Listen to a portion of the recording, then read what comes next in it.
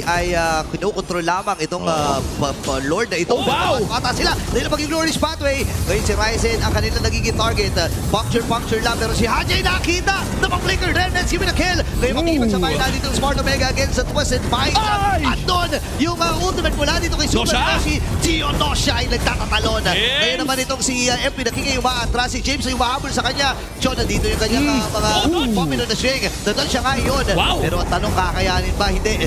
Kasi Zone! Wala yung mga miyembro ng Smart Omega. Si Lasso ay nangibabaw. Pero kailangan ng umatraslisyon. Haabulin siya ng mga miyembro dito ng Smart Omega and James.